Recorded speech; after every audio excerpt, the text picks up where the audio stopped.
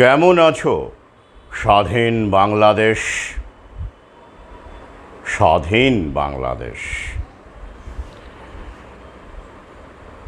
কেমন লাগছে? পাগল হত্যা, পিটিয়ে নির্মমভাবে, নিষ্ঠুরভাবে 90% মুসলমানের দেশ হে বাংলাদেশ, স্বাধীন বাংলাদেশ। আমার কিন্তু ভালো লাগছে না, যদিও আমি বাংলাদেশের নাগরিক নই।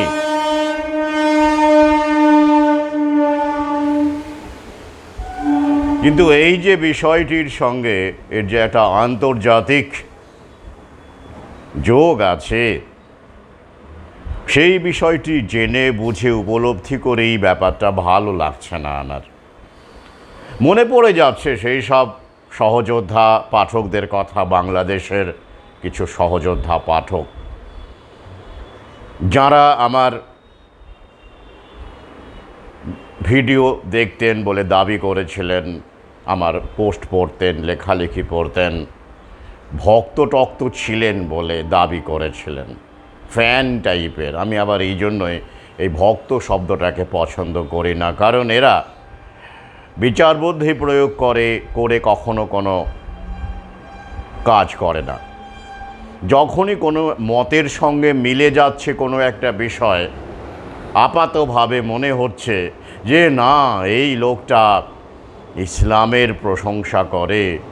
কিন্তু ইসলামটাই যদি কেউ না বোঝে, কোরআনটাই যদি কেউ না বোঝে, তো উপরে উপরে এটা দেখে সে যদি আমার ভক্ত হয় বা আমার মতো কোনো লেখকের ভক্ত হয়, তার কপালে তো দুর্গতি আছেই।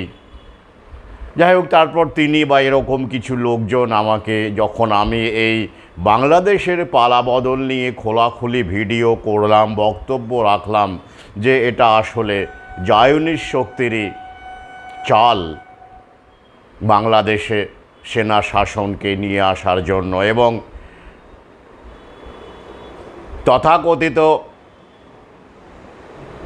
মৌলবাদ যেটা ওরা প্রমোট করেছে, হুজুরের ইসলাম, জায়নিস্টদের প্রমোট করা ইসলামকে সামনে এনে সেনাবাহিনীকে রেখে পরে একে অপরের পরিপূরক হিসেবে বাংলাদেশকে কবজা করা, পুরোপুরি টোটাল কন্ট্রোল কায়েম করার উদ্দেশ্যেই এই রাজনৈতিক দলের খেলা পুষকে দেওয়া। তার ফলে দেশ তখন কি হয়ে গেল, কেউ আওয়ামী লীগ তো কেউ বিএনপি, তাই তো এসব হয়ে গেল, খালেদা জিয়া, হাসিনা, যেটা ওরাই তৈরি করে। তো তখন তারা আমাকে বলে, খোলাখুলি বলে, অনেকটা ব্যক্তিগত আক্রমণের মতো করেই বলে যে আপনাকে ভেবেছিলাম, আপনি আসলে তো দেখছি ওই আর কি, মানে বুঝতেই পারছেন। তো আমি নাকি হাসিনাপন্থী বা এরকম, বা এই বঙ্গবন্ধুর পন্থী বা আমি ওই দেখতে পারি না ইসলামকে, যেহেতু জামাত উনি আবার জামাতের লোক, জানতাম না, আমি পরে জানতে পেরেছি। তো জামাতকে কারা ফান্ডিং করে, কারা প্রশ্রয় দেয়, বা এই ধরনের ব্র্যান্ডকে, ইসলামকে ভুলিয়ে দিয়ে কারা প্রমোট করছে গোটা বিশ্ব জুড়ে, আর বাংলাদেশের মতো দেশ তো বটেই, তাদের কোনো খোঁজ খবর নেই। একটা কথা স্পষ্ট করে বলি, এটা বলে নিয়ে আমি আজকের এই গুরুত্বপূর্ণ ঘটনাটির বিশ্লেষণ করব। যদি আপনি নিজেকে ইসলামী মানে মুসলমান বলে দাবি করেন, মুমিন বলে দাবি করেন, মুমিন না হয় বাদই দিলাম, আমি এমনি সাধারণ মুসলমান হিসেবেই বললাম, যদি দাবি করেন, আপনি যদি কোরআনকে অনুসরণ করেন বলে দাবি করেন, আর কোরআন পড়ে আপনি যদি ইহুদি শক্তিকে না চেনেন, যা পরবর্তীকালে জায়নিস্ট শক্তি, তো না চেনেন, এবং দাজ্জালকে যদি না বোঝেন, বর্তমান আর্থ সামাজিক পরিস্থিতি থেকে দাজ্জালের ব্যাখ্যা যদি না করতে পারেন, তাহলে আপনি মুসলমানই নন। এটা আমার একদম স্ট্রেট কথা। আপনি ইসলাম ধর্ম অনুসরণ করবেন, অথচ নবীর সাবধান বাণী ইহুদি শক্তি সম্পর্কে সেই সময়ে দাঁড়িয়ে যদি উপলব্ধি না করেন, তাহলে আপনি কিসের মুসলমান? আপনি দাড়ি, হিজাব এসবের মুসলমান। তাহলে কি হচ্ছে, বাংলাদেশে এখন যেসব হুজুর আছেন এবং ইসলামী দল উপদলগুলো আছে, তারা ফিতনা, শিরক, মুনাফেকি, এই সব বিভিন্ন উপরে উপরে যে পোশাকি ব্যাপারগুলো, মাইনর বিষয়গুলোকে নিয়ে নিজেরা ব্যস্ত থাকেন, জনগণকে ব্যস্ত রাখেন। আর্থসামাজিক ক্ষেত্রে যে বড় বড় ঘটনাগুলো ঘটে চলেছে, সেই বিষয়ে তারা কোনো আলোকপাত করেন না, এড়িয়ে যান। তাই এই প্যান্ডেমিক পিরিয়ডে, লকডাউন পিরিয়ডে ভৌভবের যে এত পার্শ্ব প্রতিক্রিয়া বাংলাদেশেও দেখা যাচ্ছে, বাংলাদেশ মহাজনী শক্তির খপ্পরে পড়ে গেছে আমাদের দেশের মতেই। সেই নিয়ে ইসলামের বোদ্ধাদের, যারা এত বড় বড় সব ভিডিও করেন, কোনটা শিরক, কোনটা মুনাফিকি, কোনটা ফিতনা, কোনটা জায়েজ, কোনটা হারাম, কোনটা হালাল, জীবনযাপনের বিভিন্ন স্তরকে দিয়ে খাওয়া দাওয়া, গোসল করা, কিভাবে ঘুমোবেন, কিভাবে যৌন সঙ্গম করবেন, এই সমস্ত কিছুর ওপরে এইগুলো নিয়ে তারা মূল্যবান বক্তব্য রাখেন। কিন্তু আসল যে সাবধান বাণী, সে ব্যাপারে তারা কোনো শব্দই খরচ করেন না। তো ওই যে হয় তারা জানেন না, সিংহভাগই বোঝেননি, আর যারা বুঝেছেন তাদের অ্যাকাউন্টে টাকা পয়সা ঢুকে যাচ্ছে। আমাদের দেশেও এরকম অনেক হুজুর আছেন, সব ধর্মেই আছেন, হাইজ্যাক হয়ে গেছে সব। তো যাই হোক, তো আশা করি তিনি এবার উপলব্ধি করছেন। জানি না কোনোদিন এরা উপলব্ধি করবে কি না। তো এই বাংলাদেশে ঘটনাটার সঙ্গে আমাদের দেশেরই আরজি করের যোগ রিলেট করে আমি আলোচনা করব। কি অবাক হচ্ছেন, এখানে আবার আরজি কর? আরে বাবা, একটুখানি শুনুন, ধৈর্য রাখুন। বাংলাদেশে যে ঘটনাটা ঘটেছে, ন্যক্কারজনক ঘটনা, সেটি ঢাকা বিশ্ববিদ্যালয়ে ঘটেছে, একটি সরকারি বিশ্ববিদ্যালয়, গভর্নমেন্ট ভার্সিটি। কোথায় ঘটেছে? ফজলুল হক মুসলিম হলে। ভাবুন, মুসলিম নাম হলটার উল্লেখ করা আছে, যিনি সেই বিশিষ্ট ব্যক্তি তিনিও মুসলমান ছিলেন, এবং হলটার নামের মধ্যেও মুসলিম শব্দটি রয়েছে। এবং যারা এই হত্যালীলা চালিয়েছে তারাও মুসলিম, অন্তত নাম তো তাই বলছে। এবং যাকে মানসিক ভারসাম্যহীন যে যুবকটিকে নির্মমভাবে পিটিয়ে হত্যা করা হয়েছে, সেও কিন্তু, যদিও মানসিক ভারসাম্যহীন মানুষের তো কোনো ধর্ম থাকে না। আমার জানা নেই কোন শরিয়াতে, কোরআনে, কোথায় না হাদিসে মানসিক বিকারগ্রস্ত মানুষ, যাকে আমরা ছোট্ট বাংলায় পাগল বলি, তাকে পিটিয়ে মারার বিধান আছে আমি জানি না। হে ইসলামী 90% ইসলামের দেশ বলে যারা দাবি করেন, এবং আমার বন্ধু তালিকায় যারা ছিলেন তারা এরকম অনেকেই আশাবাদী হয়েছিলেন যে বাংলাদেশ এবার ইসলামী রাষ্ট্র হবে। ইসলাম, সেই ইসলাম কোথায়? আমি বারবার করে বলেছিলাম যে না, হবে না, কারণ সেই ইসলাম নেই এখন। হে আল্লাহ, যদি আমি এইভাবে সম্বোধন করি তাহলে এইভাবেই বলবো, হে আল্লাহ, বাংলাদেশের হাত থেকে, বাংলাদেশের মুসলমানের হাত থেকে ইসলামকে বাঁচাও। শুধু বাংলাদেশ নয়, সর্বত্রই বলা যেতে পারে, কিন্তু যেহেতু ঘটনাটা এখন বাংলাদেশের, তাই আমি এই সব বাক্যটা এইভাবে বললাম। কি ঘটেছে সেখানে? তফাজ্জল হোসেন বলে একটি মানসিক বিকারগ্রস্ত যুবক, তিনি একসময় ভালো ছাত্র ছিলেন, শোনা যাচ্ছে, তথ্য তাই বলছে, মেধাবী ছাত্র ছিলেন।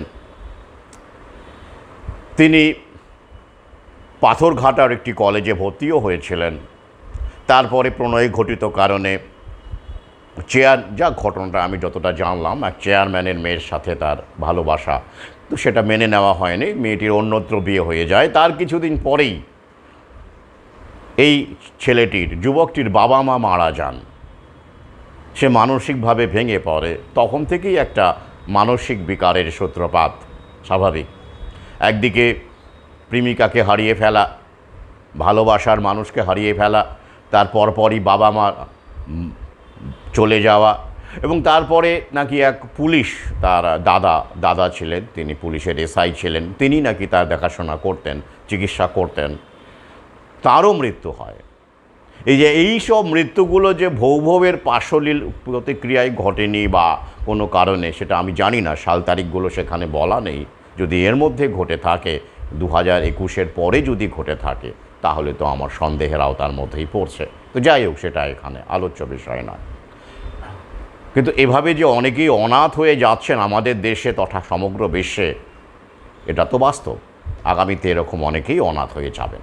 তো তারপরে কি হলো, সে পুরোপুরি মানসিক বিকারগ্রস্ত হয়ে পড়ে এবং সে বিভিন্ন কলেজে স্কুলে খাবার দাবারের সন্ধানে ঘুরে বেড়ায়, যেমন হয় আর কি, একজন পাগল যাকে আমরা বলি। কখনো কারো কাছে টাকা পয়সা চায়, খাবার চায়। তার জীবনে তো আর কিছু পাওয়ার ছিল না। বাবা মা চলে গেল, দাদা চলে গেল, মনের মানুষ চলে গেল, আর তো কিছু পাওয়ার থাকে না, থাকে কিন্তু ওই যে খিদেটা পায়। যে আপনি যে মতবাদেরই হন না কেন, আপনি মার্কসিস্ট হন, ইসলামিস্ট হন, আধ্যাত্মবাদী হন, ইস্কনবাদী হন, জায়নিস্ট হন, আমার সবারই খিদে পায়, পাগলেরও খিদে পায়। সেই রুটির জন্য, খাবারের জন্য সে ঘুরে বেড়াতো এদিক সেদিক, এলোমেলো। ছন্দের অভাব ছিল জীবনে, তাই তো। আর এই যারা ছন্দে চলা মানুষ, সেই ঢাকা বিশ্ববিদ্যালয়ে সে ঢুকে পড়ে। আজকে খবরটায় দেখা যাচ্ছে যে যারা পিটিয়ে মেরেছিল তাদের মধ্যে 4 জনকে নাকি ধরা হয়েছে, পুলিশ তুলেছে। যদিও আলটিমেটলি কী বিচার হবে আমরা জানি।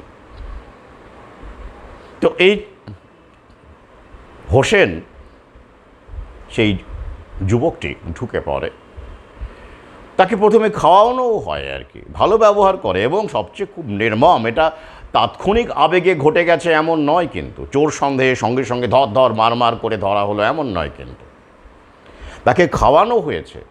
খাবার দাবার কেমন, হোস্টেলের খাবার বা হলের খাবার কেমন, তাকে জিজ্ঞাসাও করা হয়েছে। সে উত্তর দিয়েছে সংক্ষেপে, ভালো। তারপরই তাকে নির্মমভাবে পিটিয়ে হত্যা করা হয়েছে। যাকে হত্যা করা হয়েছে তার নামটাও ইসলামী নাম।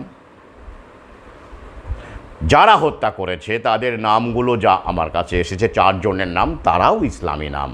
একজনের নাম আবার বিশিষ্ট, তিনি জালাল মিয়া।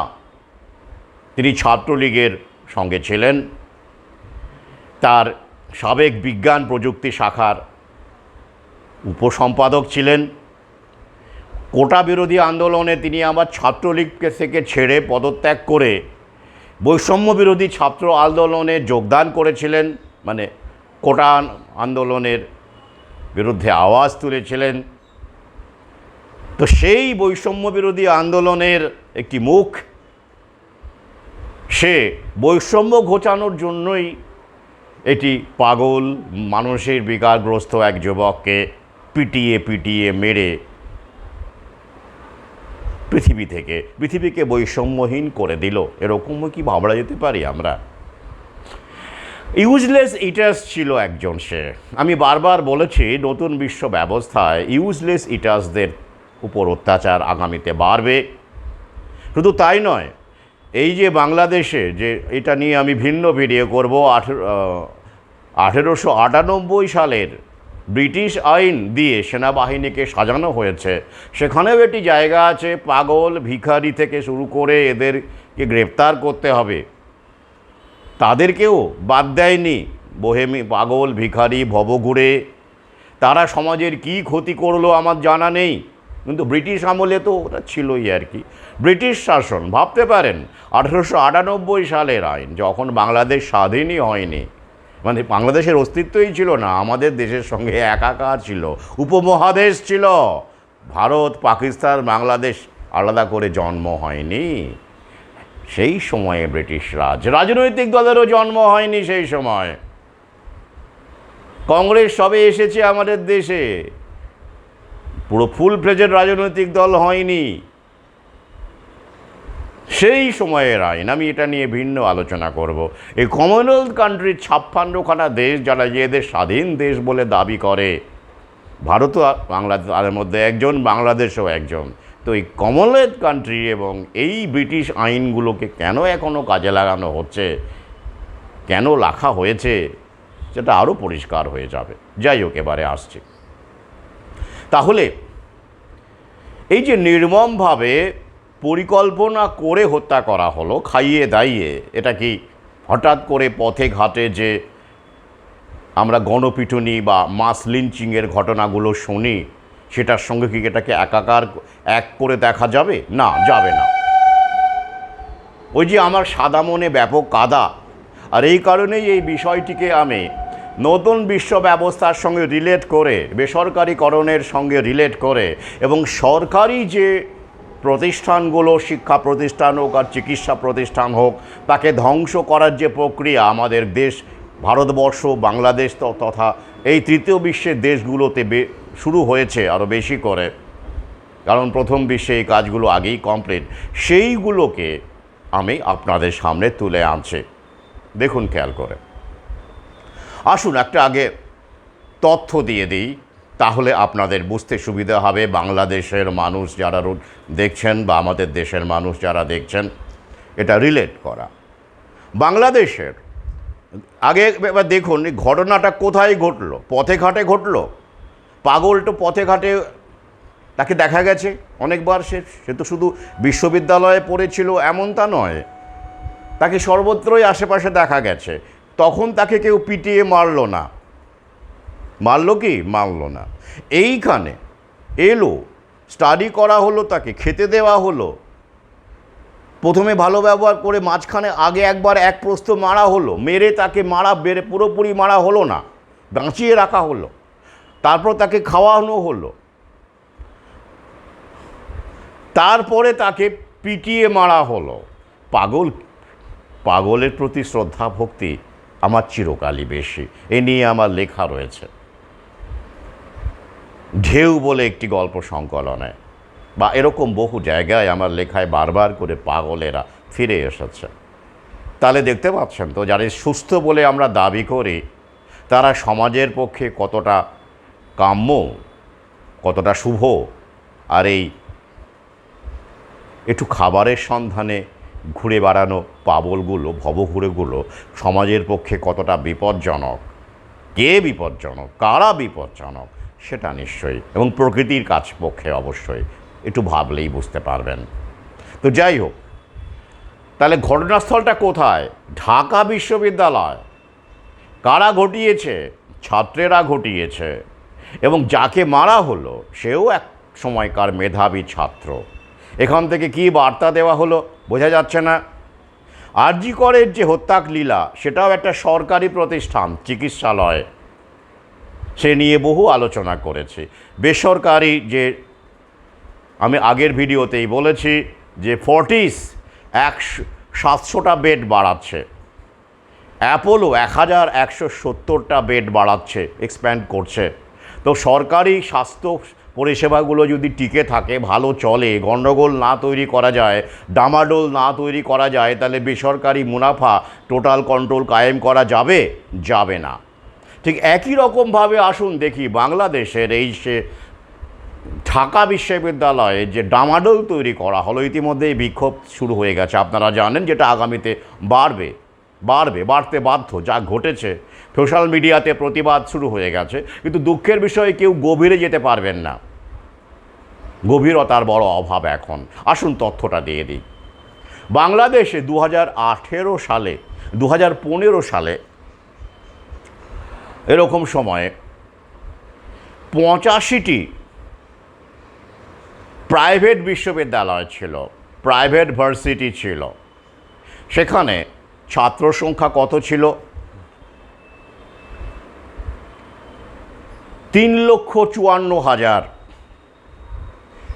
সেটা বাড়তে বাড়তে 2022-এ এসে দাঁড়ায় 110টি বিশ্ববিদ্যালয় প্রাইভেট। ভাবুন, ছোট্ট একটা দেশে, বাংলাদেশের মতো একটা ছোট দেশ, সেখানে দাঁড়ায় কি 110টি প্রাইভেট বিশ্ববিদ্যালয়, কিন্তু ছাত্র সংখ্যা কমে দাঁড়ায় 3,41,000-এ। খুব চিন্তার কথা, তাই না? বিশ্ববিদ্যালয়ের সংখ্যা বাড়ছে, বাড়তেই থাকছে, অথচ ছাত্রছাত্রীর সংখ্যা কমছে। মুনাফাবাজরা কি করবে? তারা তো চাইবে যে আরও ছাত্রছাত্রী হোক। এমন অবস্থা যে স্টুডেন্টের অভাবে 5টি বন্ধ হয়ে গেল। তাহলে কি দাঁড়ালো? 2024-এর আজকের তারিখ পর্যন্ত বাংলাদেশে 105টি প্রাইভেট ভার্সিটি টিকে আছে, এবং ছাত্র সংখ্যা কিন্তু আশাপ্রদ নয়, কমছে, মাঝখানে বাড়ছিল। এতে করে নতুন বিশ্ব ব্যবস্থার যে মোটো বেসরকারীকরণ, প্রাইভেটাইজেশন, যাতে করে টোটাল কন্ট্রোল করা যাবে, সম্ভব হবে, এবং এআই থেকে শুরু করে, রোবোটিক্স থেকে শুরু করে এই সাবজেক্টগুলোকে চাপিয়ে দিয়ে মাইন্ডসেট তৈরি করে পরবর্তীকালে স্বাস্থ্যবিধি ভৌ চাপিয়ে দেওয়া যাবে সর্বক্ষেত্রে, মগজ ধোলাই, এবং তথাকথিতভাবে আধুনিকতাকে স্প্রেড করে হোমোসেক্সুয়ালিটি, লেসবিয়ানিজম, অটোগ্যামি, এই সমস্ত কিছুকে, ফেমিনিজমকে তো আরও ভালো করে স্প্রেড করা যাবে প্রাইভেট ইউনিভার্সিটির মাধ্যমে। স্বাভাবিক না? সেখানে তো ওই ঝকঝকে ব্র্যান্ডিংগুলো থাকে। তো এই সব বিভিন্ন, প্লাস মুনাফা তো একটা বড় ব্যাপার, কিন্তু দেখা যাচ্ছে যে ছাত্র সংখ্যা কমছে, এবং এই যে বিশ্ববিদ্যালয়গুলো 105টি, তার মধ্যে 43টি ঢাকা ডিভিশনে। ভাবতে পারেন, স্বাভাবিক, ঢাকা, সেখানে এই ভদ্রলোকের সংখ্যাটা বেশি, গ্ল্যামারের প্রতি আকর্ষণটা বেশি, চাকচিক্যের প্রতি আকর্ষণটা বেশি। বাকি দের মধ্যে যদি কনসেন্ট্রেশন ধরা হয় চট্টগ্রামে এবং সিলেটে, কোথাও 10টি বা 15টি এরকম করে, বাকি গোটা দেশে ছড়িয়ে ছিটিয়ে। তাহলে বাংলাদেশের মতো একটা ছোট দেশে যদি 105টা বিশ্ববিদ্যালয় 110টা থেকে কমে 5টা হয়েছে যদি টিকে থাকে, এবং তারা যদি ছাত্রছাত্রী না পায়, এই অবস্থায় দাঁড়িয়ে জায়নিস প্রভুরা যারা বেসরকারীকরণের কথা বলছেন, তাদের মোটো, তারা কি চাইবেন যে বিশ্ববিদ্যালয়, সরকারি বিশ্ববিদ্যালয়গুলো টিকে থাকুক? নিশ্চয়ই চাইবে না। তাহলে কি করতে হবে? ডামাডোল তৈরি করতে হবে। আর এই ডামাডোল তৈরির জন্যই পরিকল্পিতভাবে কাজে লাগানো হলো কিছু মানুষকে, এবং তারা জানে আলটিমেটলি কি বিচার টিচার হবে, মানুষ ভুলে যাবে। ভেতরে খোঁজ নিলে দেখবেন কাদের হাত আছে। যেমন আরজি করের পেছনে দেখবেন উদ্দেশ্যপূর্ণভাবে ঘটনাটা ঘটানো হয়েছে, কারোরই কোনো শাস্তি হবে না, এই চলতে থাকবে। হলেও বলির পাঠা হিসেবে 2-1জনকে সামনে আনা হবে, এখানেও তাই হবে। এটা পরিকল্পিতভাবে, এটা আমার বিশ্লেষণ, আপনারা মানবেন কি না মানবেন আপনার ব্যাপার, আপনাদের ব্যাপার। তাহলে এই যে বিশ্ববিদ্যালয়ের বুক, ইতিমধ্যে সোশ্যাল মিডিয়ায় বাংলাদেশের অনেকের আমি কমেন্ট পোস্ট দেখছি, তারা সন্তানদের এই ঢাকা বিশ্ববিদ্যালয়ে ভর্তি করবেন বলে মনে হয় না, যা অবস্থা দাঁড়াচ্ছে, বা সরকারি বিশ্ববিদ্যালয়ে আর ভর্তি করবেন বলে মনে হয় না। মনে রাখবেন, খেয়াল করবেন, ঢাকা বিশ্ববিদ্যালয় কিন্তু বাংলাদেশের সবচেয়ে নামী বিশ্ববিদ্যালয় তথা গোটা বিশ্বের একটা সময় ছিল, সেই জায়গায় সে ছিল। কিন্তু আমাদের ভারতবর্ষেও, বাংলাদেশ, পশ্চিমবঙ্গেও ঢাকা বিশ্ববিদ্যালয়ের অনেক সুনাম আমি শুনেছি। সেই সুনাম ধূলিসাৎ করে দেওয়া হলো কেন? এবার খেয়াল করে দেখবেন, এই যে স্বাধীন হলো বাংলাদেশ, বাংলাদেশ স্বাধীন হওয়ার সঙ্গে সঙ্গে, মানে এই শব্দটা আপনাদের কেউ কেউ ব্যবহার করেছেন, সঙ্গে সঙ্গে স্কুল কলেজ শিক্ষকদের বাধ্যতামূলক পদত্যাগ করতে বলা হলো। একটা দুটো ঘটনা নয়, জুতোর মালা পরিয়ে কি তারা নাকি বিএনপির ঘনিষ্ঠ ছিলেন এইরকম বলে, পুরোটাই ছকবাজি।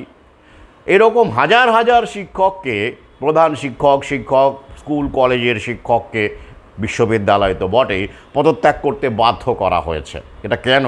বিচ্ছিন্ন ঘটনা? না না না, সরকারি শিক্ষা ব্যবস্থাকে ধ্বংস করে বেসরকারি শিক্ষা ব্যবস্থাকে আবার উজ্জীবিত করার কৌশল মাত্র, ছকবাজি মাত্র। এবার দেখবেন এই প্রাইভেট বিশ্ববিদ্যালয়গুলো যেগুলোর টানাপোড়েন চলছিল, এই যে বিশ্ববিদ্যালয় এবার ঢাকা বিশ্ববিদ্যালয়ে ঘটেছে, প্রতিবাদ হবে, ক্লাস বন্ধ হয়ে যাবে, একটা অরাজকতা তৈরি হবে। পাশাপাশি অন্যান্য সরকারি বিশ্ববিদ্যালয়গুলোতেও দেখবেন সহমর্মিতার কারণে প্রতিবাদ হবে, মিছিল হবে, নক্কারজনকভাবে হত্যা করা হলো। এই করে একটা ডামাডোল তৈরি করা হবে সমস্ত সরকারি শিক্ষা প্রতিষ্ঠানে। যেমন করে এখানে সরকারি চিকিৎসা যে হাসপাতালগুলো আছে সেইখানে এই রকম ডামাডোল চলছে, এখনও চলছে, পুরোপুরি স্বাভাবিক হয়নি, এটা চলবে আগামীতে। এই একই তাহলে কী হলো, এখানে যেমন নতুন বিশ্ব ব্যবস্থার একটা বেসরকারিকরণের, আমাদের স্কুলগুলোকে আগেই সর্বনাশ করা হয়ে গেছে, প্রাইভেট স্কুলের সংখ্যা আমাদের দেশে বাড়ছে, সেই আগের ভিডিওতে বলেছি। তো সেই বেসরকারি ফোর্টিস থেকে শুরু করে বিভিন্ন রকমের যেসব বড় বড় সব রাঘব বোয়াল আছে, বিগ ফার্মা এবং তাদের যে মুনাফাবাজি, সেইখানে মানুষকে যেতে বাধ্য করার উদ্দেশ্যে, যাতে করে তাদের রোগীর সংখ্যাটা বাড়ে। ইতিমধ্যেই 40% তাদের মুনাফা বেড়েছে, তথ্যই বলছে। তো এই কারণে এই সরকারি হাসপাতালে ঘটনাটা ঘটানো হয়েছে। এগুলো ঘটে পথে ঘাটে হলে, বাঁশঝড়ে হলে, আলপথে হলে এগুলো মাইক্রো, কিন্তু যেই এইসব সময়টাকে দেখতে হবে, প্রতিষ্ঠানটাকে দেখতে হবে, কোথায় ঘটানো হচ্ছে, তখন সেটা হয়ে যাবে ম্যাক্রো, মানে বড় লেভেলের ব্যাপার। ওই যে জেফ কেনেডির উচ্চারণ, things don't just happen, they are made to happen. ব্যাপারটা তাই হয়েছে, ঘটানো হয়েছে, ঠান্ডা মাথায় ঘটানো হয়েছে। কি অবাক হচ্ছেন? অবাক হওয়ার কিছু নেই, এরকমটা ঘটে, এখনও কিছুই দেখেননি। বারবার করে বলি না, শুধু এটা আমাদের দেশের ক্ষেত্রে প্রযোজ্য নয়, বাংলাদেশের ক্ষেত্রেও প্রযোজ্য, গোটা বিশ্বের ক্ষেত্রে প্রযোজ্য। এখনও কিছুই দেখেননি। তাহলে এইবার বাংলাদেশি যে বিশ্ববিদ্যালয়গুলো, ভার্সিটিগুলো আছে, সেইখান থেকে যদি মানুষ মুখ ফেরাতে শুরু করে ডামাডোলের কারণে, এই নক্কারজনক ঘৃণ্য ঘটনা, একটা হলের ঘটনা, ফজলুল হক মুসলিম হল, ভাবতে পারেন, একটা প্রেস্টিজিয়াস জায়গা, যেখানে সেখানে নয়, এবং সেখানে ছাত্রদের দ্বারা এই ঘটনাটা ঘটানো হলো, তাহলে সেখানে কি শিক্ষা দেওয়া হয়? অভিভাবকরা তো প্রশ্ন করবেনই, ওখানে কি শিক্ষা দেওয়া হয় যে এরকমভাবে একটা অসহায় ক্ষুধার্ত পাগল যে খাবারের জন্য গিয়েছিল, তাকে ঠান্ডা মাথায় খাইয়ে দাইয়ে হত্যা করা হলো? এটা কি? এটা বিশ্ববিদ্যালয়? এটা শিক্ষা প্রতিষ্ঠান? এই প্রশ্নটা উঠবে না? গোটা বিশ্ব জুড়ে উঠবে, কারণ এটা ঢাকা বিশ্ববিদ্যালয় শুধু বাংলাদেশ নয়, এটা তার বাইরেও বিভিন্ন দেশে তার নাম আছে, পরিচিত নাম সে। আমার অনেক প্রিয় মানুষ বাংলাদেশের, তারা এই বিশ্ববিদ্যালয় থেকেই তো পড়েছিলেন, এবার ভুলুণ্ঠিত হলো। এবার এটাকে সূত্র ধরে আরও যেসব ঘটনাগুলো ঘটবে, চেন রিয়াকশানে দেখতে থাকবেন। এবং এইখানে আরও একটা ইন্টারেস্টিং ঘটনা আমি পরের ভিডিওতে বিস্তারিত বলবো। এই যে 1898 সালের ব্রিটিশ আইন অনুসারে, আইনটিকে কাজে লাগিয়ে সেনাবাহিনীর হাতে ম্যাজিস্ট্রেট লেভেলের ক্ষমতা দেওয়া হলো, যার মাধ্যমে সেনাবাহিনী বিচার, মানে যখন তখন যাকে তাকে গ্রেপ্তার করতে পারবে, চোখে দেখলেও কি না দেখলেও কি, এবং পুলিশকে আদেশ দিতে পারবে। এবং শুধু তাই নয়, সেখানে বলা আছে, আমি পরের ভিডিওতে বিস্তারিত বলবো, সেখানে বলা আছে কি বেসামরিক কোনো বাহিনীর সাহায্যও নিতে পারে সেনাবাহিনী, মানে অন্য কোনো বাহিনী যারা সামরিক বাহিনী নয়, তাদের সাহায্যেও এই টোটাল কন্ট্রোল কায়েম, আইনের শাসন কায়েম করার কাজ বাংলাদেশের সেনাবাহিনী করতে পারে। আপাতত 60 দিনের জন্য, যেটা পরে বাড়বে, এক্সটেন্ড করবে, আমি সেটা আগে জানি, বহু আগেই বলেছি হবে। তাহলে এই বেসামরিক বাহিনী তারা কারা? কাদের মাধ্যমে সেনাবাহিনী এটা অ্যাপ্লাই করবে? পুলিশ নয়, পুলিশ তো উর্দিধারী, যারা বাইরে, বুঝতেই পাচ্ছেন এই যে শক্তি, যাদেরকে কাজে লাগানো হচ্ছে ভাঙচুরের ক্ষেত্রে, পদত্যাগী করানোর জন্য জুতোর মালা দিয়ে এবং তাদের ওই তথাকথিত ইসলামী নাম দিয়ে, দেখবেন ওই যে প্রমোট করা বলেছি, প্রমোটেড ইসলাম, নামগুলো ইসলামের, বাইরের পোশাক আশাক মনে হবে ইসলাম ধর্মাবলম্বী, কিন্তু আসলে জায়নিস্ট প্রভুদের দালাল, বুঝে না বুঝে, এখানে না বুঝেই টপ লেভেল হলে বোঝা, তারা বুঝেছেন, তাদের অ্যাকাউন্টে পয়সা কড়ি ঢুকছে, আর সাধারণ লেভেলকে উন্মাদনা করে ফ্যানাটিক বানিয়ে খেপিয়ে দিয়ে শহীদ বানানো, মানে সাধারণ লোক তো সেটা বুঝবে না। ওই যে এই কারণেই বললো বাংলাদেশ স্বাধীন হলো, যদি বুঝতেন তারা কি এটা বলতে পারতো? বলতে পারতো না।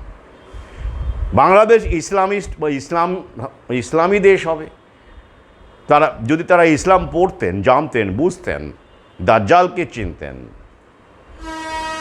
নবীর সতর্কবাণীগুলো উপলব্ধি করতেন, তিনি ইহুদি শব্দটা কতবার উচ্চারণ করেছেন তার কোরআনে, কতবার উচ্চারণ করে সাবধান করেছেন, তারা যদি এটা বুঝতেন তাহলে কি তারা এইরকম প্রত্যাশা রাখতেন?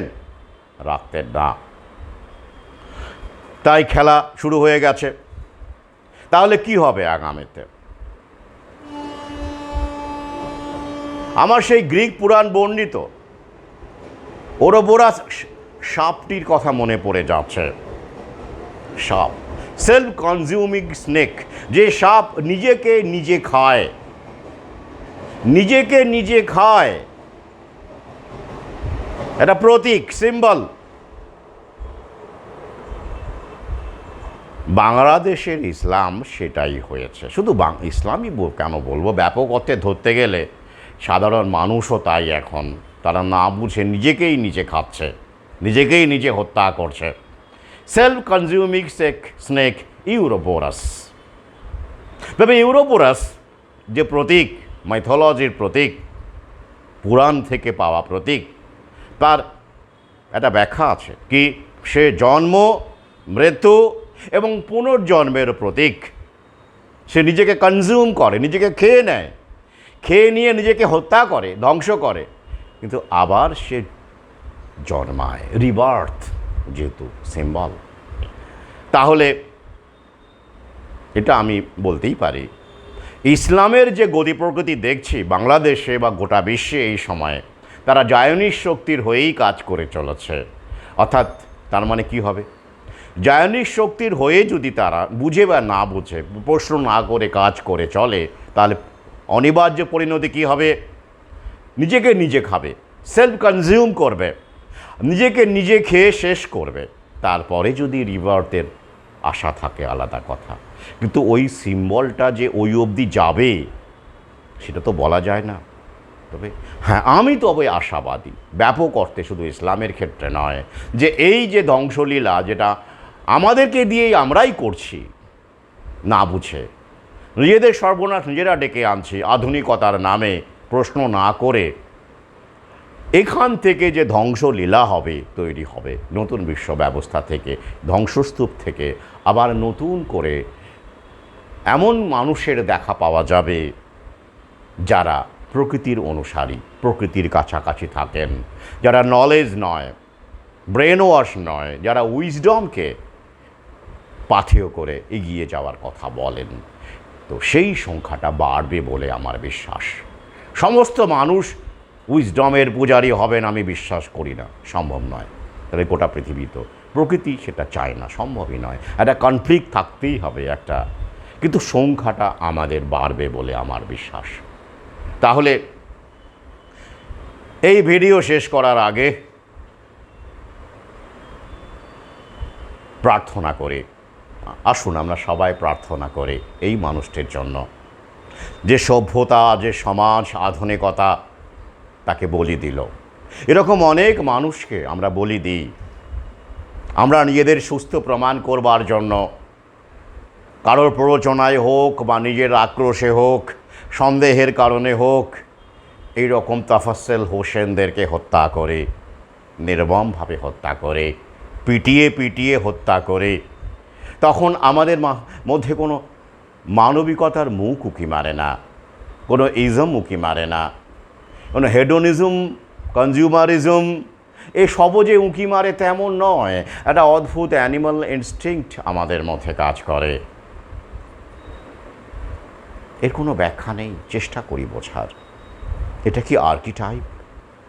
আমি যুদ্ধ বলে একটি লেখাতে প্রথম খণ্ডের এটা বোঝার চেষ্টা করেছিলাম যে যখন কাউকে পিটিয়ে মারা হয় পথে ঘাটে, তখন একটা আপাত শান্ত নিরীহ ভদ্রলোককেও দেখেছি দুম করে গিয়ে দুটো ঘুষি চালিয়ে আবার নিজের মতো চলতে শুরু করলো।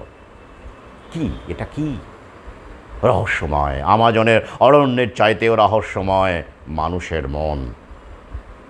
মানুষ অমৃতের পুত্র। তো এইরকম ইউজলেস ইটার্স যারা সভ্যতার কোনো কাজে লাগে না, আগামী নতুন বিশ্ব ব্যবস্থাতে যাদের অস্তিত্ব আরও বিপন্ন হয়ে যাবে, যাদের আধার কার্ড নেই,